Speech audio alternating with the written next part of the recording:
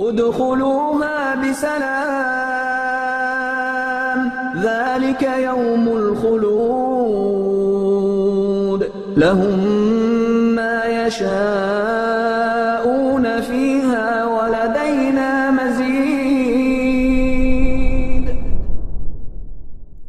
قال الله تعالى يا أيها الذين آمنوا اتقوا الله حق تقاته ولا تموتن إلا وأنتم مسلمون. يا أيها الناس اتقوا ربكم الذي خلقكم من نفس واحدة وخلق منها زوجها وبث منهما رجالا كثيرا ونساء واتقوا الله الذي تساءلون به والأرحام إن الله كان عليكم رقيبا. يا أيها الذين آمنوا اتقوا الله وقولوا قولا سديدا يصلح لكم أعمالكم ويغفر لكم ذنوبكم ومن يطع الله ورسوله فقد فاز فوزا عظيما.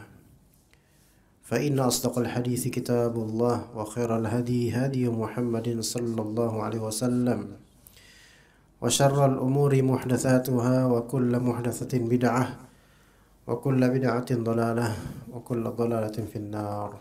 أما بعد.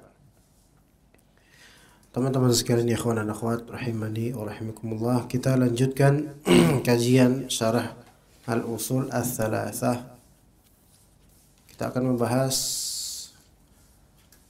di nomor berapa atau sebelum dakwah ya. Di halaman 21, dakwah kepada Allah adalah tugas para rasul. Ya, kemarin terakhir kita bahas sampai kalimat bahkan mungkin lebih mengena daripada penyampaian pidato atau ceramah yang hanya satu arah. Seperti yang biasa terjadi sampai situ. Kita mulai kali ini, kalimat dakwah kepada Allah adalah tugas para rasul. Syekh Muhammad bin Shalih Al-Utsaimin rahimahullah mengatakan dakwah kepada Allah adalah tugas para rasul serta jalan bagi orang yang mengikuti para rasul. Jadi kalau kita ikut rasul dan ikut rasul, para rasul semuanya, maka berarti kita sama dengan mengembankan untuk diri kita tugas, yaitu dakwah dengan kadar dan kapasitas masing-masing. Ya, ada yang memang seseorang dimutlakkan sebagai dai, kayak saya dai, anak dai. Mungkin kalau antum mungkin tidak disebut dai melainkan pekerja karyawan, tetapi tetap ada konteks dakwahnya antum, baik di perusahaan ataupun di keluarga. Mungkin atau tidak dakwah di keluarga? Mungkin. Ya, sangat mungkin dakwah di keluarga. Dan antum bisa melakukannya biiznillah ta'ala dengan cara yang Allah beri mudahkan untuk antum.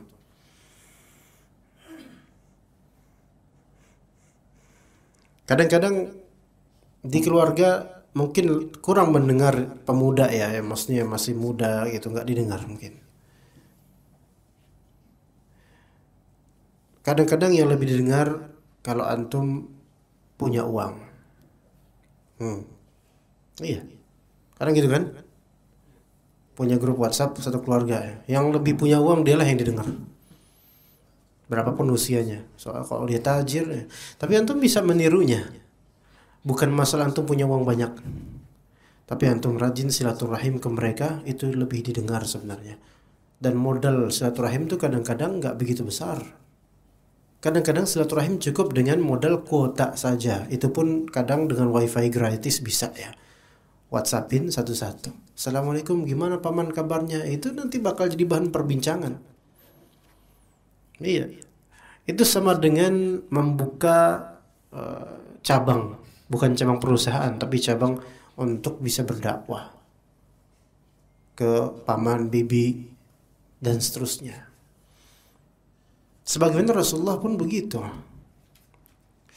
Rasulullah itu berdakwah itu tidak begitu banyak membutuhkan modal dana. Karena memang ketika itu nggak mesti dana yang diperlukan.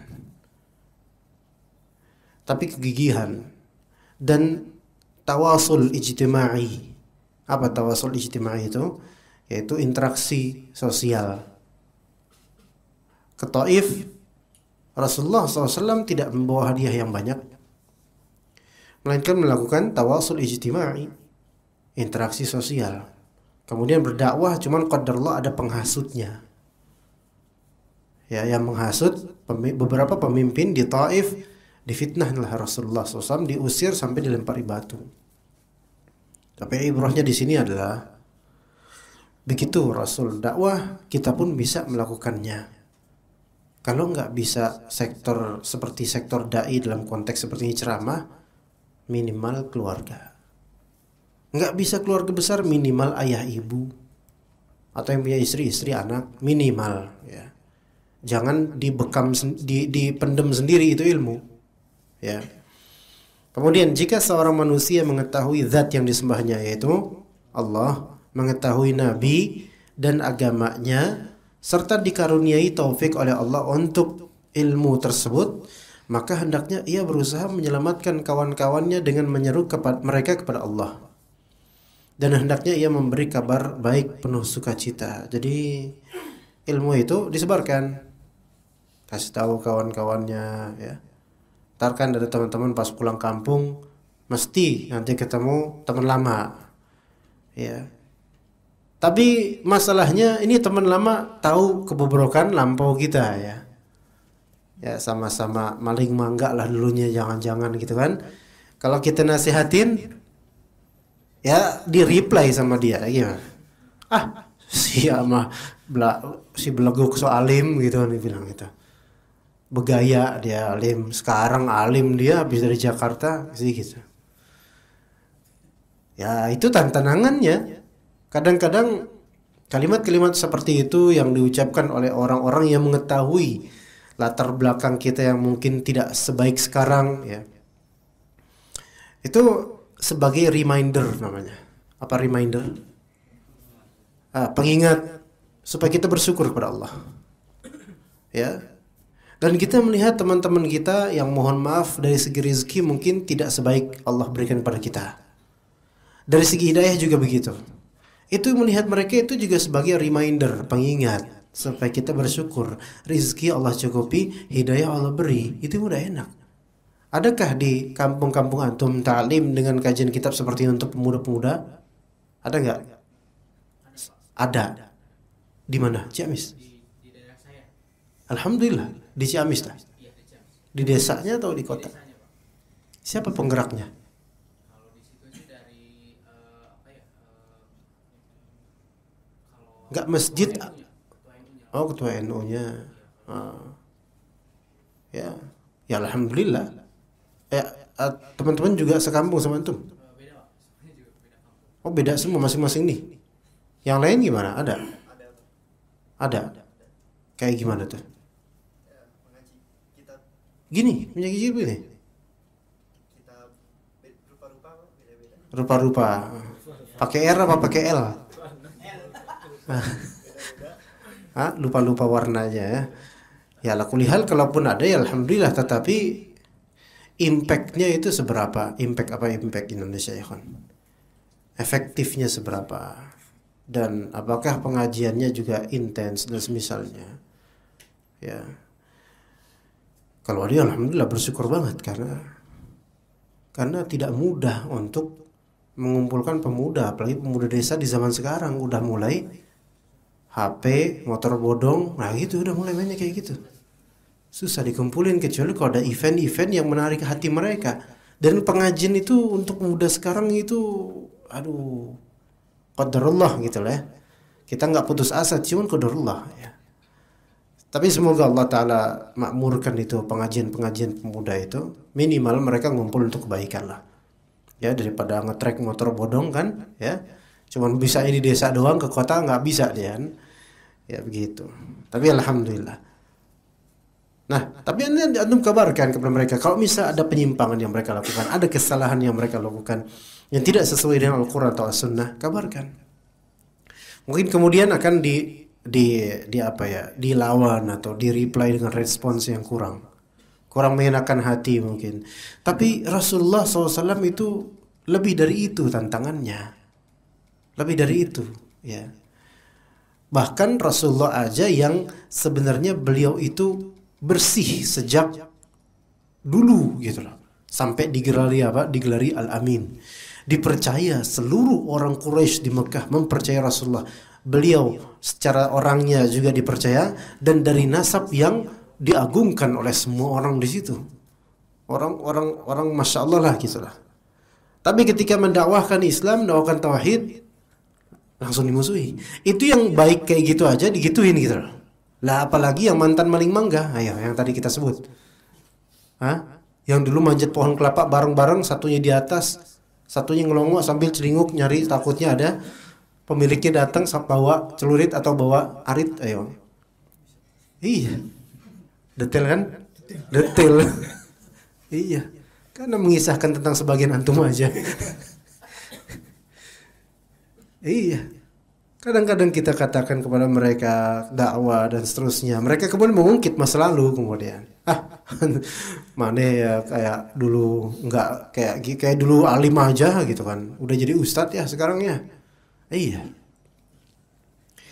Bahkan kadang-kadang ana pribadi juga pernah ngajak teman ana. Teman lama. Ya. Dan alhamdulillah anak kecil juga waktu kecil juga nggak seperti mereka, cuman main bola bareng dulu. Lewat ketika anak di pesantren terus liburan lewat untuk sholat jamaah gitu.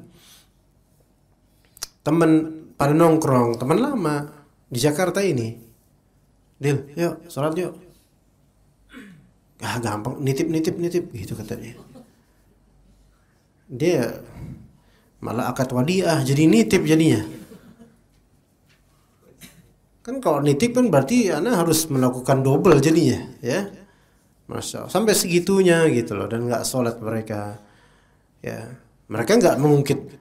Dulu lu juga bandel karena alhamdulillah anak nggak seperti itu dulunya. Cuman mereka menganggap ini kan teman lama biasa ya. Begitulah. Ya tantangan. Syukur-syukur kalau antum bisa mengadakan di desa antum atau negeri antum mungkin sekali event ya untuk pengajian misalnya, mengundang dai kampung bolehlah selama baik ya ajarannya, undang, bikinlah, danailah, barang mungkin 1 juta cukuplah atau urunan gitu ya, event remaja masjid, ERM, masya Allah, event remaja masjid, masya Allah. Akhirnya pada berdatangan. Memang sih nggak bakal sempurna. Ada yang datang pakai motor bodong maning gitu kan, datang lagi pakai motor bodong. Ada yang ikhtilat campur baur, benar sih. Ada yang tetap ngobrol sama aww sebelah dan seterusnya. Ada sweet-sweetan dan ya itu gimana ya, nggak bisa 100% kita langsung betul-betul sempurna gitu. Tapi dakwah. Apakah Rasulullah SAW ketika dakwah itu langsung kenceng, langsung semua dilibas dan harus semua benar? Enggak. Dulu sampai Rasulullah SAW mengadakan pertemuan di Bait Al-Arqam.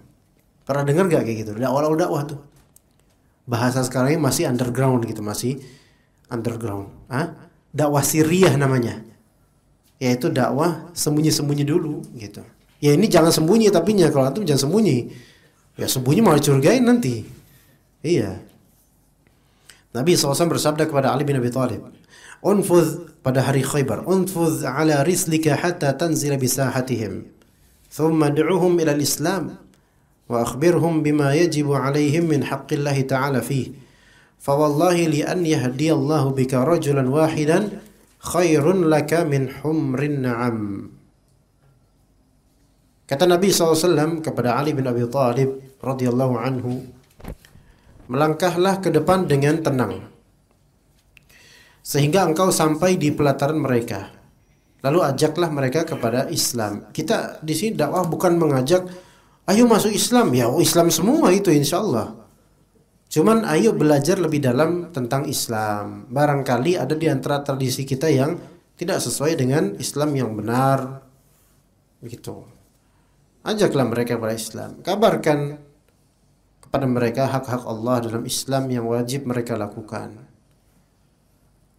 Demi Allah, sungguh jika Allah memberi petunjuk seorang laki-laki dengan perantaramu, itu lebih baik bagimu daripada unta-unta merah. Itu kalau Allah kasih hidayah melalui lisan antum. Seorang, ada satu pemuda aja itu udah Masya Allah. Boleh jadi antum cuma mengatakan kepada dia, Jang, ayo sholat Jang, gitu. Kalimat yang mungkin remeh biasa, cuman ngajak, atau mungkin antum bahkan cuman iseng. Tapi boleh jadi Allah terbitkan keberkahan dari balik kalimat itu. Ayo Jang, sholat Jang. Terngiang di benak dia, kemudian seumur hidup saya baru satu orang yang bisa ngajak saya sholat. Terngiang, kemudian akhirnya dia dapat hidayah, kemudian belajar Islam. Enggak semua yang kuliah di Madinah misalnya masa lalunya itu alim, enggak semua.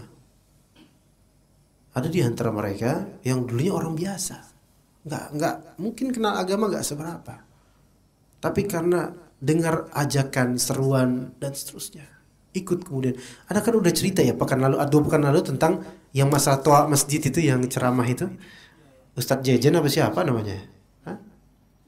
Sejujun ya. Rekaman kaset padahal. Rekaman. Iya. Cuman rekaman doang tuh loh. Bisa memberi orang kemudian berbondong-bondong menuju masjid untuk sholat berjamaah. Iya. Nah, kalau Allah Ta'ala berikan hidayah kepada orang melalui lisan antum, tulisan antum, maka alhamdulillah. Jangan melihat orang-orang bakal mandang saya so alim. Itu mungkin keniscayaan, tetapi udahlah, kita cari pahala kan dari Allah, bukan dari omongan orang-orang itu. Ya, barangkali di grup WhatsApp keluarga kan masing-masing kan punya keluarga ya. Insya Allah ya, nggak mungkin kan datang tiba-tiba kayak Mr. Bean dari atas blok gitu terus. Atau punya keluarga, ada grup WhatsApp keluarga, paman, bibi, nenek dan seterusnya. Sekali-kali antum posting, jangan posting yang bikin kericuhan dulu deh. Ya. Posting yang global, yang akhlak mulia, tentang keutamaan baca Quran gitu loh. Satu hadis, dua hadis, balighu anni walau ayah. Sampaikanlah untuk tentangku satu ayat walaupun satu ayat ya. Ternyata di grup itu ada member berapa? Mungkin 50 orang. Atau mungkin ya 30 orang lah. Kira-kira pada baca nggak? Hah? Kalau pendek mah baca. Ya antum jangan bikin buku di situ. Iya. Nulis panjang di WhatsApp gitu panjang, tiba-tiba HP hang, hilang, ya kan nyesel banget tuh. Ya, satu hadis, dua hadis yang antum fahami dan antum amalkan, tulis. Misalnya apa?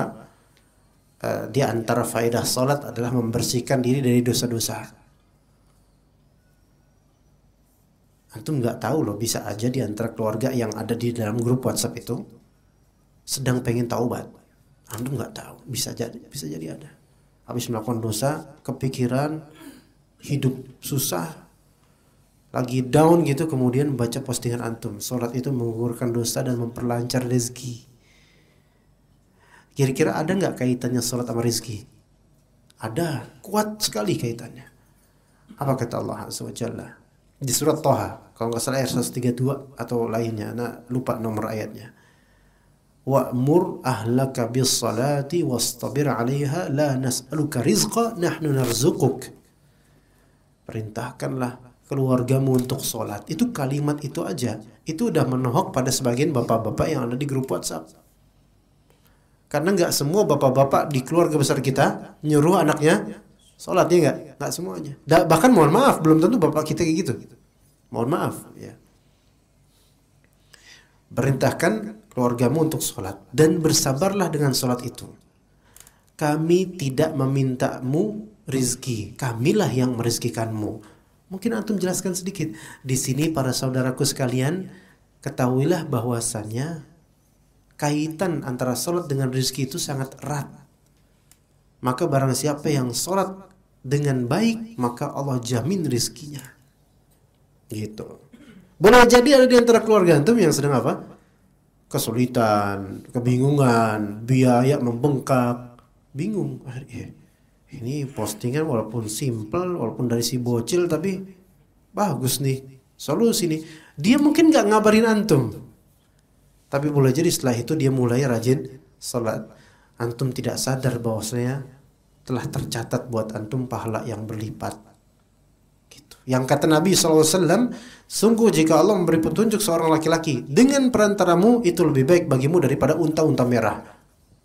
Unta merah itu adalah kendaraan termewah di zaman Nabi SAW.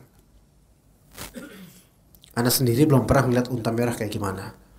Bukan unta terus dicat merah, dipikok gitu, bukan. Ya unta merah, memang dari sananya ngebrojol merah warnanya. Iya, kalau di kita apa?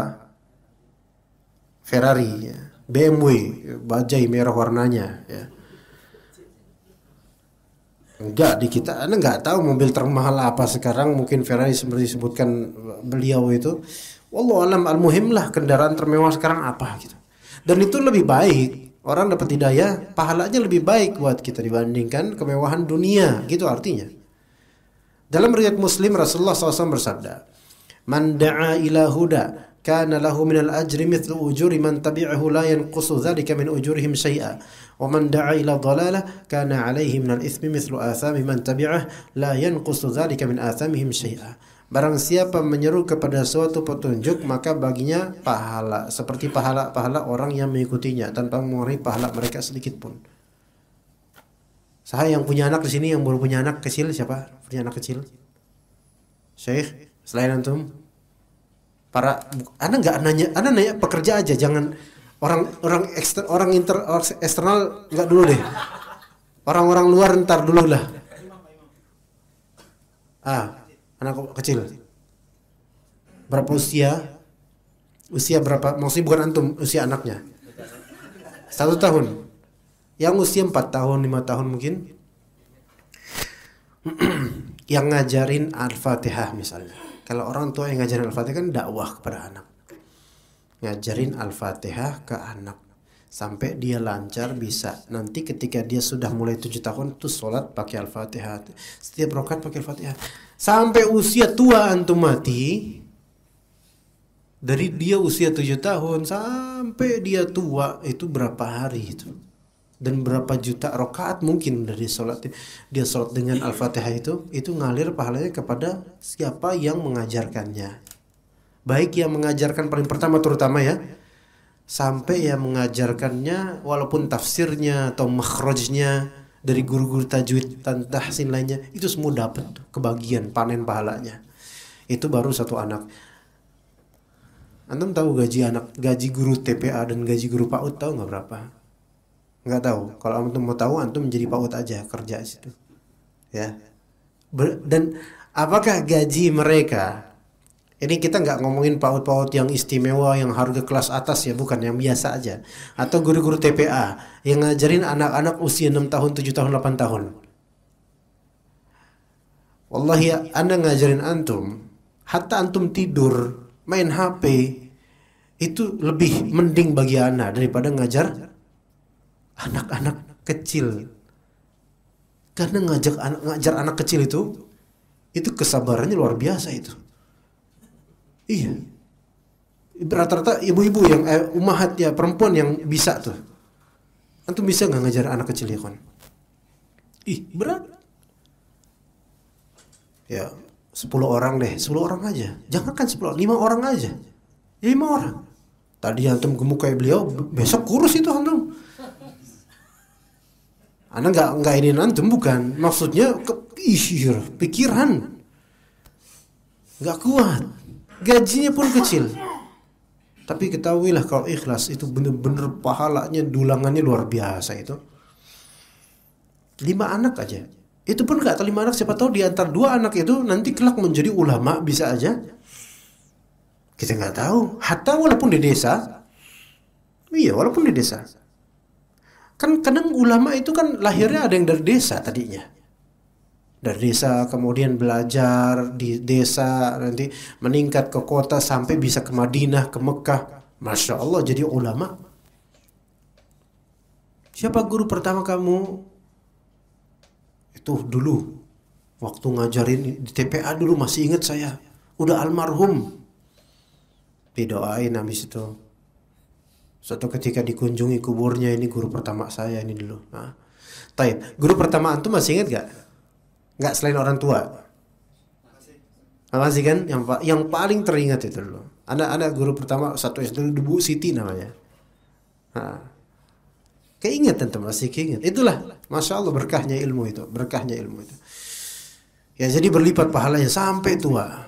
Nanti kalau antum punya anak 4 tahun, 5 tahun, ajari itu, ajari wudu, ajari Al-Fatihah, Qul huwallahu ahad, terutama Al-Fatihah itu yang paling wajib itu, yang nanti bakal dia ulang-ulang di setiap harinya dan setiap rakaatnya. Antum nggak dituntut jadi dai. Maksudnya dai yang diundang kemana-mana, nggak dituntut untuk itu. Bahkan sebaiknya jangan, karena fitnahnya besar. Coba keluarga dulu deh, gitu. Ya. Dan sebaliknya, man da'a ila dhalalatin kana 'alaihi minal itsmi mithlu athami man tabi'ah la yanqusu dzalika min athamihim syai'a. Dan barang siapa menyeru kepada suatu kesesatan, maka baginya dosa sebagaimana dosa orang yang mengikutinya, tidak mengurangi sedikit pun dosa-dosa mereka. Jadi pengikut keburukan itu akan menyumbang dosa juga buat orang yang mengajaknya dulu atau memperkenalkannya.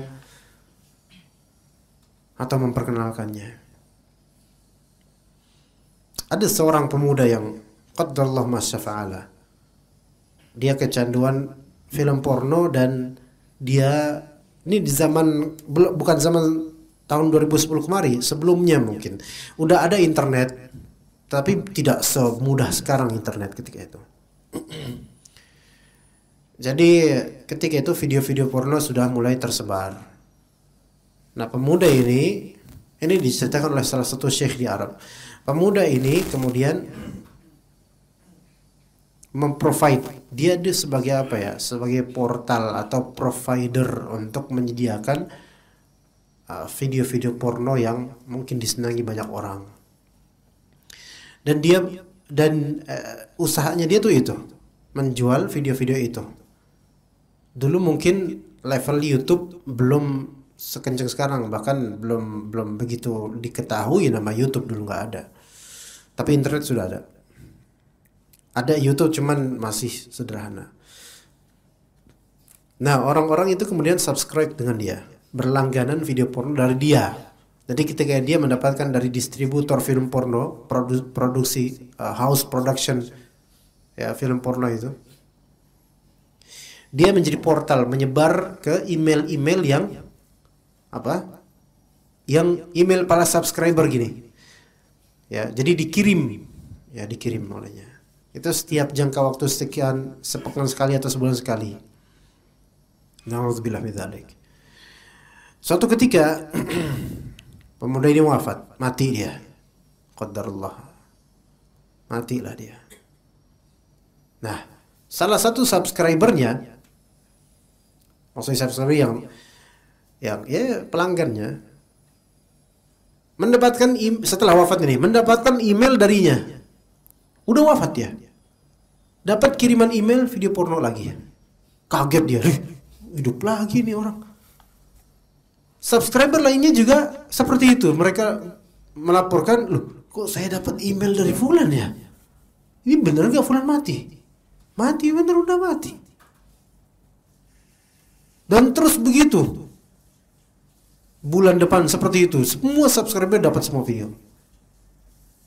Ternyata dia telah menekan tombol otomatis, kirim otomatis di setiap pekan atau bulannya untuk para subscribers itu. Yang artinya orang yang sudah dikubur, dosanya terus mengalir buat dia. Itu. Na'udzubillah min dzalik.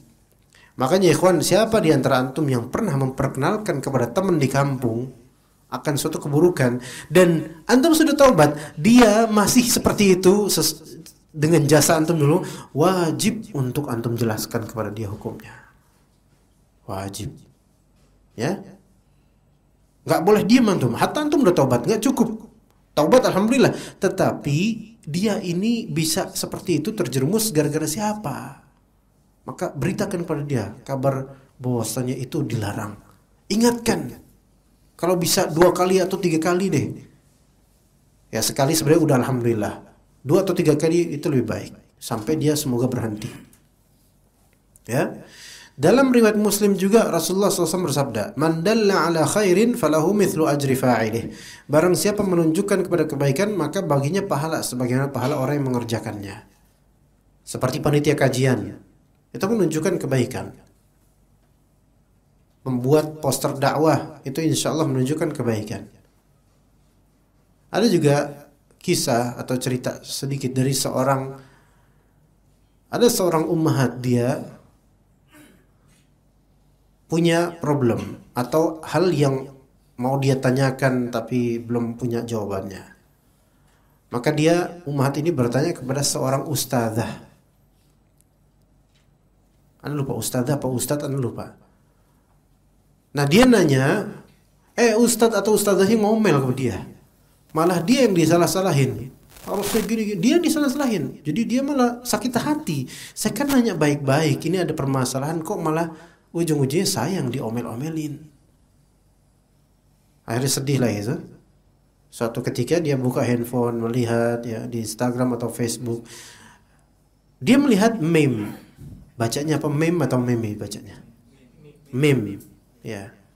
Tulisannya meme ya, meme ya. Apa poster dakwah lah, gak enak banget ya itu ya. Poster dakwah yang isinya faedah gitu. Dia baca dan itu menjawab permasalahan yang selama ini ditanyakan. Menjawab banget ini. Yang bikin poster kira-kira ustadz atau desainer atau apa namanya, desain grafisnya, atau mungkin orang biasa yang memang dia bisa aja bikin, ya kan? Orang biasa. Mungkin dia juga karyawan di salah satu perusahaan baja misalnya, ya. Bisa aja. Dia bukan ustadz, bukan dai, mungkin bukan talibul ilm, cuman dia kopas, bikin poster siapa tahu bermanfaat. Ternyata menjadi solusi bagi ada suatu keluarga tanpa disadari, dan itu nggak ketahuan siapa yang nulis, siapa yang bikin, tapi Allah tahu sehingga Allah catat itu pahala buat dia. Nggak tahu kan? Nggak tahu. Nah gitu teman-teman. Ya, siapa yang menunjukkan akan sesuatu, maka baginya pahala sebagaimana pahala orang yang mengerjakannya. Kemudian yang keempat, as-sabru 'alal adza fih, bersabar dalam menghadapi gangguan di dalamnya. Sabar apa itu sabar? Sabar adalah menahan nafsu di dalam ketaatan kepada Allah. Itu yang pertama. Yang kedua, menahannya dari maksiat kepada Allah. Itu yang kedua. Yang ketiga, menahannya dari membenci takdir ketentuan Allah. Jadi sabar itu di sini beliau membagi menjadi 3.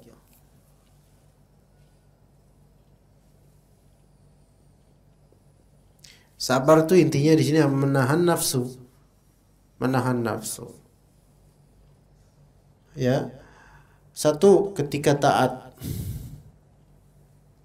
Karena ketika taat itu godanya juga banyak. 2, melawan maksiat atau ya melawan maksiat sehingga dia tidak terjumus. Yang ketiga, sabar terhadap takdir. Takdir yang dimaksud takdir yang dianggap buruk, ya. Penyakit, ujian. 3, ya. As-sabru fit ta'ah, as-sabru 'anil ma'siyah, as-sabru 'anil aqdar al-mu'limah. Itu ya 3 hal ini. Sabar ketika taat. Ya pas lagi ibadah kita butuh sabar teman-teman. Kayak misalnya antum sekarang ngaji, butuh sabar nggak? Sabar. Sebagian antum itu matanya udah masya Allah. Itu bentar lagi itu langsung menjadi orang paling tawadhu. Ya, rendah hati. Anan maklumi. Tapi sabar. Ditahan, sabar. Iya beneran, itu butuh sabar.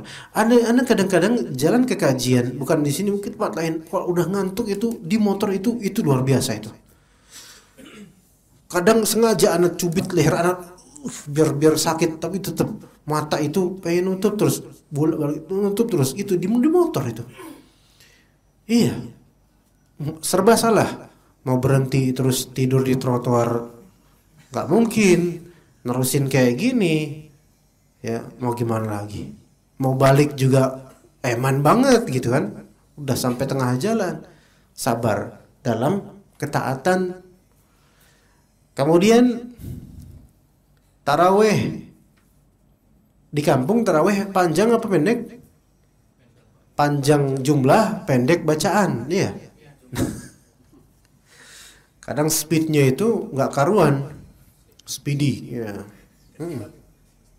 Iya speedy, gas bener-bener nih, iya.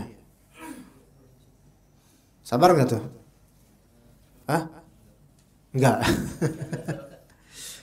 Serba salah bagi orang-orang yang nggak khusyuk tuh, serba salah pokoknya tarawih itu. Misalnya dia ikut tarawih yang misal yang 11 rakaat tapi bacanya khusyuk. Di seberang sana berapa rakaat? 20 berapa? 23 rakaat, cepat bacaannya. Amin. Bismillahirrahmanirrahim. Qul huwallahu ahad. Allahu samad. Kedengeran dari kita nih yang 11 rakaat agak khusyuk, kedua, aduh. Udah rakaat berapa tuh ya orang ya? Ternyata cepetan yang 23, ini 11 masih 8 rakaat itu udah selesai. Aduh sabar ini. Sabar. Ini terakhir nih, besok di sana. Nah, kan gitu. Ya.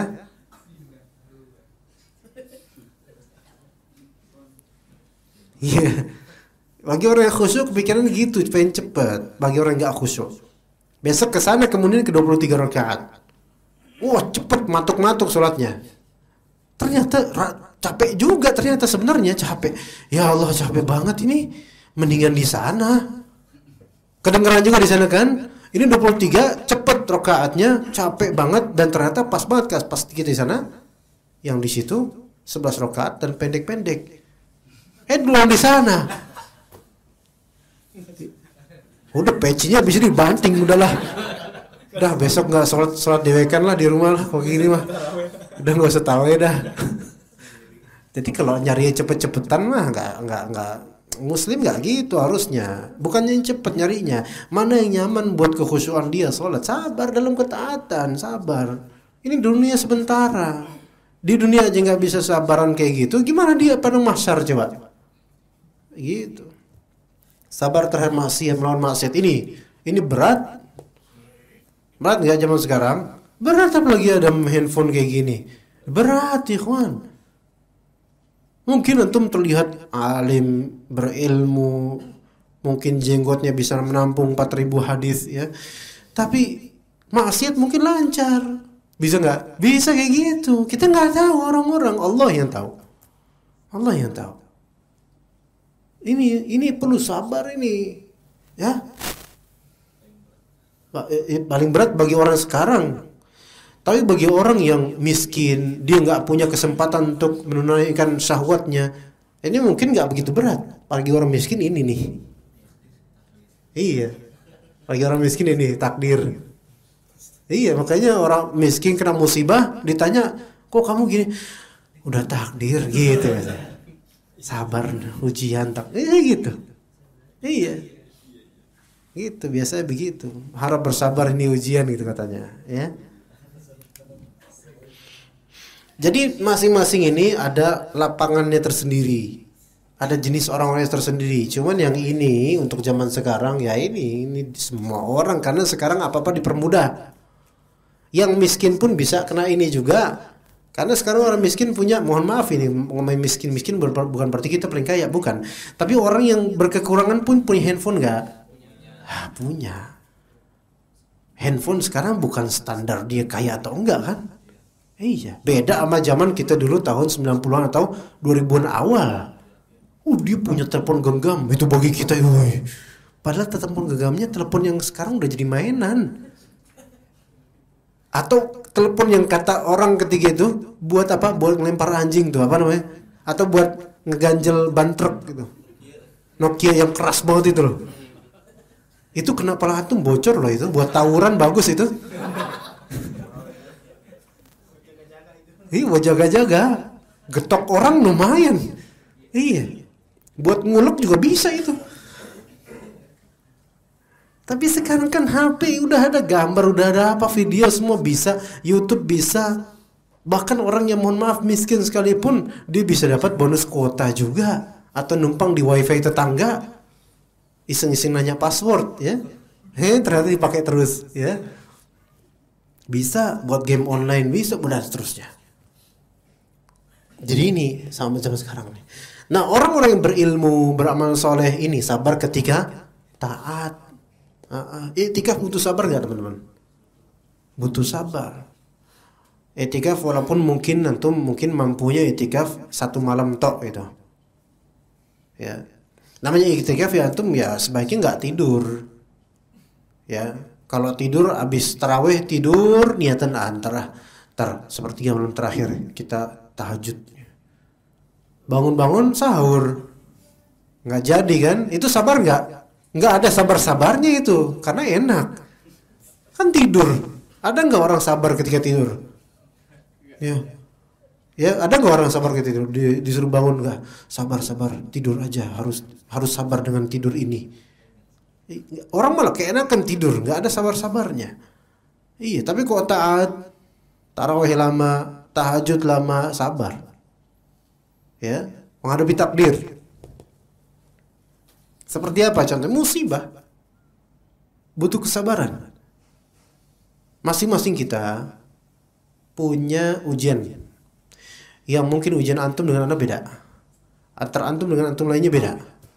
Ada orang ujiannya di wanita atau lawan jenis. Ada orang ujiannya di harta. Ada orang ujian di penyakit. Ada orang ujian di ketiganya.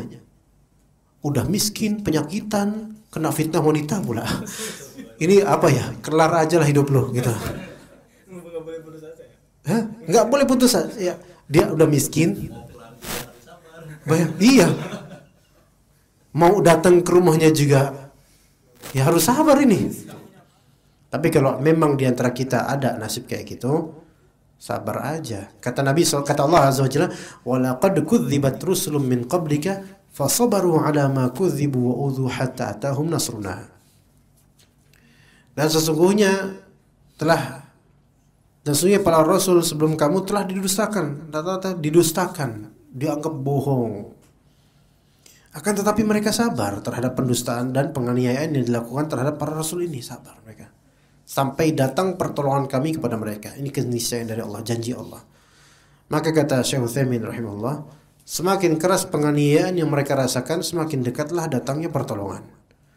Pertolongan tersebut tidak berarti harus didapat ketika dia masih hidup sehingga dia melihat hasil dari dakwah yang dilakukan. Namun boleh jadi pertolongan tersebut datang setelah dia meninggal dunia. Boleh jadi pas antum masih hidup, antum ajarin keluarga, nggak berefek. Tapi pas antum wafat, mungkin di antara mereka ada yang teringat kepada kebaikan antum, akhirnya dapat hidayah. Bisa aja, ya. Di mana Allah menjadikan hati segenap makhluk menerima apa yang ia dakwakan, mengambil dan berpegang teguh dengannya. Hal ini merupakan pertolongan bagi dai tersebut meskipun ia sendiri telah meninggal dunia. Boleh jadi Allah Ta'ala jadikan dai ini atau saudara ini yang mengajar itu nggak laku. Maksudnya nggak laku, jarang ada yang mau mendengar kajiannya atau dakwahnya atau tuturan kalimatnya. Jarang ada yang mau mendengar. Mungkin Allah Ta'ala bermaksud begini, kalau didengar kamu bakal ujub, bakal sombong nanti. Udah biar tetap tawadhu, biarin gak laris, istiqomah aja. Pas dia wafat baru orang-orang kemudian melihat rekaman kajiannya, melihat dakwanya, ini orang dulu istiqomah ini.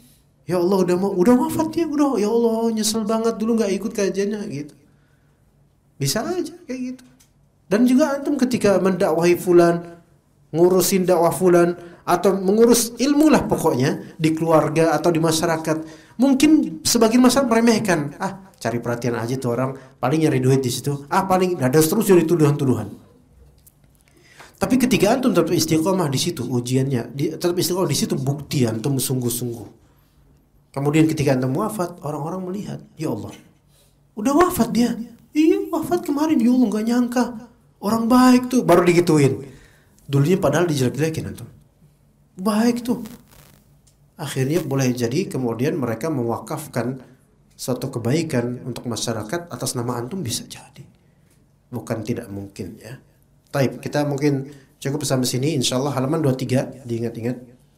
pertemuan mendatang halaman 23, karena itu setiap dai harus sabar dalam berdakwah. Insyaallah taala kita lanjutkan pada 2 pekan lagi biiznillah taala. Semoga Allah taala panjangkan usia kita dalam ketaatan dan keberkahan darinya. Wa sallallahu ala nabiyina Muhammad wa ala alihi wa sahbihi ajma'in. Subhanakallahumma bihamdika asyhadu an la ilaha illa anta astaghfiruka wa atubu ilaik. Wassalamu alaikum warahmatullahi wabarakatuh.